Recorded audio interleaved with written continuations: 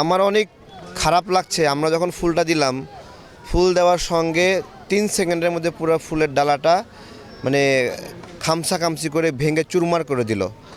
অর্থাৎ এইখানে বুদ্ধিজীবী দিবসের যে শৃঙ্খলা, যে নিরাপত্তা ব্যবস্থাপনা, তার কিছুই রাখা হয়নি। হ্যাঁ, এটা একটা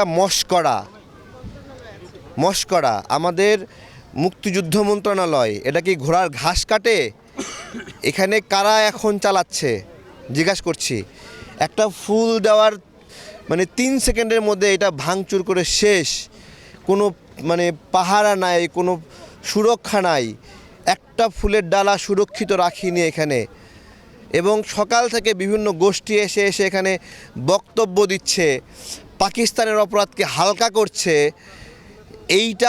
এইটা আমরা দেখার জন্য আমরা একটু আগেও বলেছি যে রাও ফরমান আলী, যিনি এই বুদ্ধিজীবী গণহত্যা চালিয়েছেন, তিনি তার ডায়েরিতে একটা তালিকা পাওয়া গেছে। সেই ডায়েরিতে তালিকা পাওয়া গেছে, সেই তালিকার লোকগুলোই কিন্তু এখানে ঘুমায় আছে, যেই লোকগুলোকে হত্যা করা হয়েছে।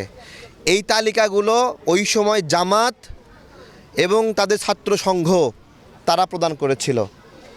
আজকে খুব দুঃখ, তারা এখানে এসে বুদ্ধিজীবী হত্যার সঙ্গে ভারতের সম্পৃক্ততা, ভারতের সাথে আমাদের বিরোধ আছে, আধিপত্যবাদের বিরুদ্ধে আমরা লড়াই করি, কিন্তু এক্স্যাক্টলি বুদ্ধিজীবী দিবসে এই গল্প শোনাই।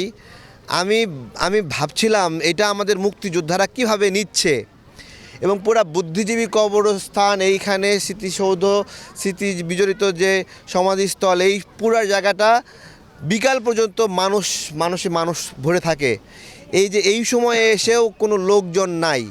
অর্থাৎ যারা এখানে শ্রদ্ধা জানাতে চায়, ওই ফুলের ডালার মতোই অনিরাপদ তারা আসতে ভয় পাচ্ছে। এখানে একটু আগে একজন সাংবাদিককেও হেনস্থা করা হয়েছে।